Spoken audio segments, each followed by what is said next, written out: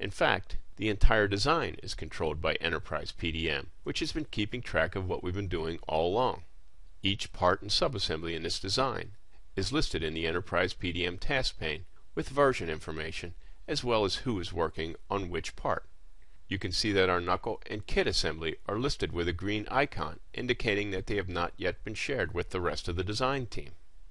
The red icon on the cylinder guard indicates that we're not working with the latest version of this part. As we look at the data card, we can see that someone's added a comment that indicates that a change was made to remove the interference with the cylinder.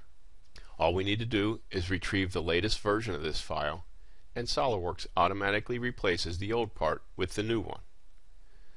Looks like someone changed the width to 325 to eliminate any collisions. Let's save this assembly and share it with everyone else on the design team. Notice as I check the boom assembly into the vault, Enterprise PDM gathers all the parts and subassemblies and indicates which parts will get checked in or are owned by others. Enterprise PDM even knows to check in the new drawings that we created for the knuckle and kit assembly. I'll add a comment to let others know what has changed, and my fabulous design work is now shared with the entire product development team. Enterprise PDM is a fantastic tool to control your data and enhance collaboration, and it's so simple to use. Until the very end of this demo, you probably didn't even know that I was working in a PDM environment. In fact, if you know how to use Windows Explorer, you know how to use Enterprise PDM. Here's my project folder, complete with all the files that we've been working on. User information tooltips provide an easy way to communicate with others, and each file can be previewed right here. You can even use the integrated eDrawings viewer to get a more complete understanding of a model. The data card provides information such as description, material, or weight, all of which is extracted from the model. The Where Used tab shows me any assemblies or drawings that reference this part. We can see that this knuckle is referenced in its drawing and in the boom assembly.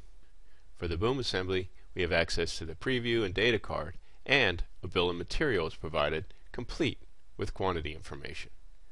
The Where Used information for the boom assembly indicates that it's used in the full bolter assembly, but it's also referenced in this 3D Via Composer document.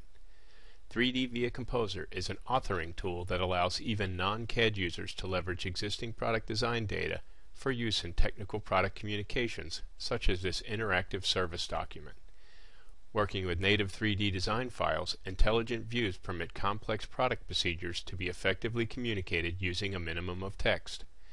Views can be annotated and labeled in any way and format the user wishes. 3D Via Composer enables work on product deliverables to be initiated sooner and completed faster, resulting in lower costs and improved time to market. In this brief demonstration, we created the knuckle from scratch and a 20-part kit assembly as well as their drawings. We assembled the kit to the boom assembly and verified its function. With our simulation, we ensured that our new components could withstand the rigors of the boom assembly in service, and with Enterprise PDM we controlled and shared our design with the entire product development team. Finally, we previewed some technical documentation that was created with 3D Via Composer. With SolidWorks suite of products, you'll maximize your productivity so you can focus on innovation to create products better, faster, and more cost effectively.